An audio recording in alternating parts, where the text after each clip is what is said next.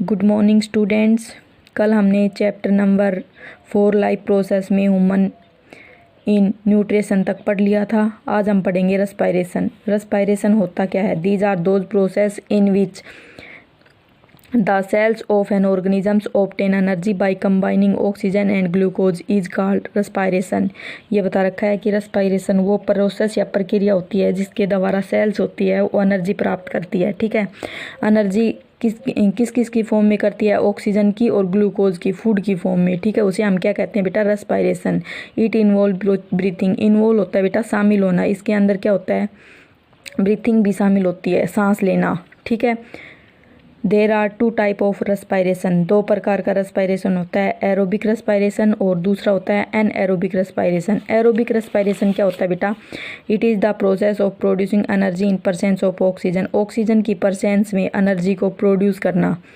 ठीक है, उस प्रक्रिया को हम क्या कहते हैं बेटा? Aerobic. Anaerobic respiration it is the processing of producing energy in the absence और लैक ऑफ ऑक्सीजन।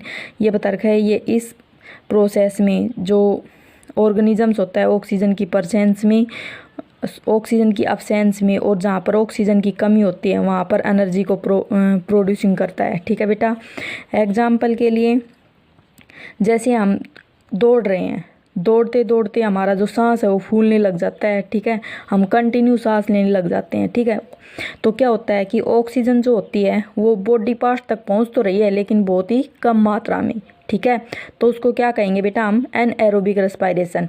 और हम आराम से बैठे हैं और कंटिन्यू सांस ले रहे हैं। ठीक है, रिलैक्स पोजीशन में बैठे हैं और आराम सांस ले रहे हैं, तो किसकी परसेंस में सांस ले रहे हैं बेटा? ऑक्सीजन की परसेंस में। ठीक है, उसे कहते हैं एरोबिक रेस्पायरेशन। कैसे होते हैं ये प्रोसेस? एग्जाम्पल के साथ हम पढ़ लेते हैं। ग्लूकोज या फूड एक ही बात है बेटा। ग्लूकोज का फॉर्मूला होता है C6H12O6। इन साइटोप्लाज्म के अंदर क्या होता है? पायरूवेट हो जाता है प्लस एनर्जी। ठीक है, पायरूवेट मतलब कार्बन का लॉस होता चला जाता है। जितनी कम ऑक्सीजन मिलेगी वहाँ पर कार्बन और हाइड्रोजन का लॉस होगा। ठीक है, और पायरूवेट का फॉर्मूला क्या होता है बेटा? C3H4O3। ठीक है, 3 पार्ट थे, absence of oxygen, lack of oxygen और परसेंस ऑफ ऑक्सीजन। तो ऑक्सीजन की एब्सेंस में हम कैसे सांस लेते हैं, कैसे काम करते हैं? ठीक है, तो कैसे करते हैं बेटा? Ethanol plus carbon dioxide plus energy. ठीक है, ये बता रखा, उसके अंदर इथेनॉल प्रेजेंट होता है, कार्बन डाइऑक्साइड होती है और एनर्जी। ठीक है, क्या होता है? इथेनॉल का फॉर्मूला C2H5OH। इसमें कार्बन का लॉस हो रहा है, क्यों? क्योंकि इसमें ऑक्सीजन बिल्कुल कम मात्रा में है। ठीक है, और एग्जाम्पल हम ईस्ट का ले सकते हैं बेटा। ठीक है, ईस्ट मीन्स होता है खमीर। कहाँ पर यूज़ करते हैं? इसका केक बनाने के लिए यूज़ करते हैं। केक होता है वो फूलता है कैसे? जब हम उसको तैयार करते हैं तो जो कार्बन डाई होती है ना वो एनर्जी के अंदर कन्वर्ट हो जाती है। ठीक है,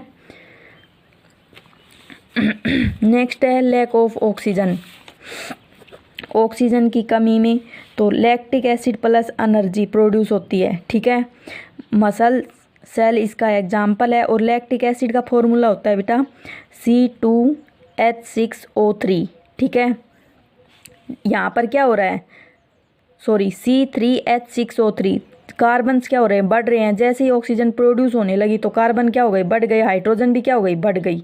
ठीक है, तो लैक्टिक एसिड और एनर्जी होती हैं वो मसल। जैसे हम कंटिन्यू, मैंने आपको अभी समझाया था, हम भाग रहे हैं, भाग लेते लेते हम भागते भागते हम कंटिन्यू सांस लेने लग जाते हैं। ठीक है, क्या होता है? ऑक्सीजन ले तो रहे हैं हम अंदर और कार्बन डाइऑक्साइड को छोड़ रहे हैं लेकिन बहुत ही कम मात्रा के अंदर। ठीक है, ऑक्सीजन होती है वो बॉडी पार्ट तक बहुत ही कम मात्रा में पहुंच रही है। ठीक है, परसेंस ऑफ ऑक्सीजन। ऑक्सीजन की परसेंस में वाटर होता है, कार्बन डाइऑक्साइड होता है और एनर्जी होती है। ठीक है, क्या करते हैं हम इसको? ये सेल ऑर्गेनेलीज होता है माइटोकॉन्ड्रिया। सेल्स के अंदर माइटोकॉन्ड्रिया नाम का सेल ऑर्गेनेलीज होता है। जैसे हमारी बॉडी के अंदर ऑर्गन्स होते हैं ना, हार्ट हो गया, किडनी हो गया, ऐसे ही माइटोकॉन्ड्रिया होता है, वो सेल ऑर्गेनेलीज होता है, सेल का अंग। ठीक है, क्या करता है वो एनर्जी को रिलीज करवाता है। किसकी फॉर्म में? ATP की फॉर्म में। ठीक है बेटा, next the energy release during cellular respiration. Cellular respiration energy release करता है ड्यूरिंग सेलुलर रेस्पायरेशन में, ठीक है। It use to synthesis molecules called ATP. ये बता रखा है कि जो मोलिक्यूल्स बनते हैं, ठीक है, वो किस में चेंज कर देता है, एटीपी के अंदर। और एटीपी क्या होती है, एनर्जी करेंसी ऑफ लाइफ, ठीक है बेटा, एनर्जी करेंसी होती है ये। और एटीपी की फुल फॉर्म क्या है बेटा, एडिनोसाइन ट्राइफॉस्फेट। इसलिए यहाँ माइटोकॉन्ड्रिया को पावर हाउस कहते हैं, ठीक है, power house of the cell. इसीलिए कहते हैं कि वो एनर्जी को रिलीज कर देता है किसके अंदर, एटीपी के अंदर, मतलब एनर्जी को केमिकल एनर्जी के अंदर कन्वर्ट कर देता है, ठीक है बेटा। एटीपी का फॉर्मूला क्या होता है, एटीपी की फुल फॉर्म मैंने आपको बताई दी है, एडिनोसाइन ट्राइफॉस्फेट। और फॉर्मूला क्या होता है बेटा, ये फॉर्मूला आपको वैसे नॉलेज के लिए बता रही हूँ, याद नहीं करना, एग्जाम में नहीं आएगा ये। C10H16 H5O13 P3 के कारण इसका नाम क्या रखा गया है, ट्राइफॉस्फेट, ठीक है बेटा। P मतलब फास्फोर, 3 मतलब ट्राई, ठीक है बेटा। Human respiration system. Human respiration system क्या होता है बेटा, ठीक है, oxygen riched air is taken into the body through the nose. ये बता रखा है, हम प्योर ऑक्सीजन लेते हैं, जब हम हवा लेते हैं तो उसके अंदर प्योर ऑक्सीजन लेते हैं, ठीक है। और वो नाक के द्वारा हम उसको अंदर लेते हैं, ठीक है। The air is filtered by fine hair present in nose. ये बता रखे हैं कि उसको फिल्टर करते हैं किसके द्वारा, फाइन हेयर्स के द्वारा। फाइन होता है बिल्कुल छोटे छोटे माइन हेयर्स प्रेजेंट होते हैं हमारे नोज के अंदर, उसके द्वारा उसको फिल्टर करते हैं, ठीक है। फिल्टर का मतलब जो डस्ट होती है वो वहीं पे रह जाते हैं, बैक्टीरिया वायरस या डस्ट जो भी होती है वो वहीं पे रह जाती है, अंदर नहीं जाने देते, कहने का मतलब ये है उसको। From nose the air pass through the throat to lungs. ये बता रखा है, जो नोज होती है वो एयर को पास कर देती है थ्रोट के द्वारा लंग्स में, ठीक है बेटा। नेक्स्ट आता है लंग्स में क्या होता है, अब in lungs the air pass is divide into smaller and finally reach in alveoli. ये बता रखा है बेटा, एयर्स होती है वो डिवाइड हो जाती है 2 भागों में, ठीक है।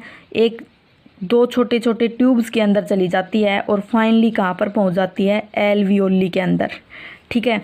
एल्वियोली होती क्या है, it is balloon like structure होता है बेटा। ये क्या होता है, it is balloon like structure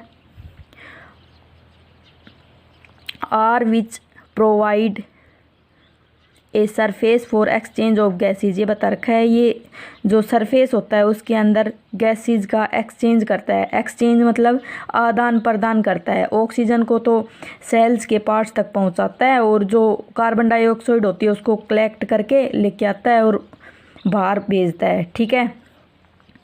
the walls of the alveoli connect with blood vessels. ये बता रखा है, जो एल्वियोली की वाल्स होती है ना वो ब्लड वेसल्स के साथ कनेक्ट होती हैं। ब्लड वेसल्स क्या होती है बेटा, खून की नलियाँ, वेसल्स होती है नलियाँ, ठीक है। Then oxygen dissolve in haemoglobin from alveoli and carried from lungs to cells in all body. ये बता रखा है, जो ऑक्सीजन के अंदर ऑक्सीजन डिजोल्व होती है हीमोग्लोबिन के अंदर, कहने का मतलब ये है ब्लड के अंदर जो हीमोग्लोबिन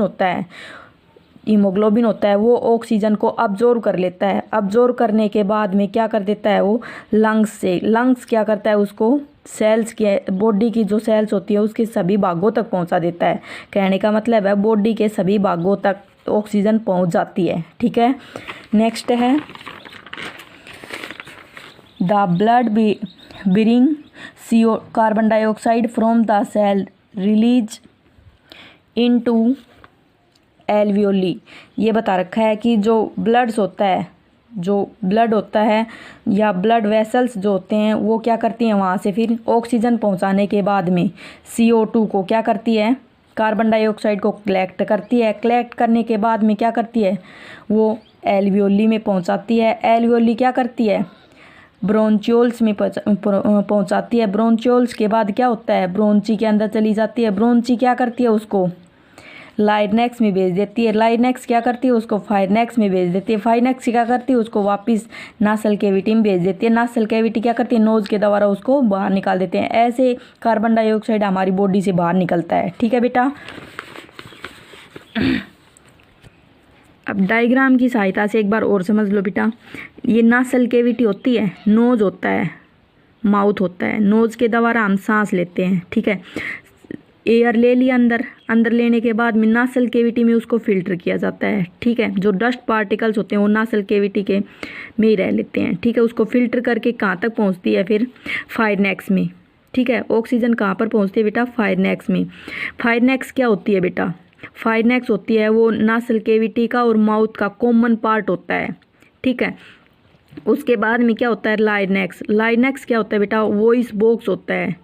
ठीक है, फिर लाइनेक्स के बाद कहाँ पर पहुँचती है, ट्रेची में। ठीक है, ट्रेकी क्या होती है, ट्रेकी होती है वो कार्टिलेज की बनी होती है। ठीक है बेटा, नेक्स्ट फिर किसके पास पहुँच जाती है, ब्रोंची के पास पहुँच जाती है। ब्रोंची एयर्स को किसके पास, ब्रोंचियोल्स के पास। फिर ब्रोंचियोल्स एल्वियोली के पास। ठीक है, और एल्वियोली क्या करती है, फिर सभी जो ब्लड वेसल्स होती हैं उनके द्वारा क्या कर देती है, ऑक्सीजन को पहुंचा देती है।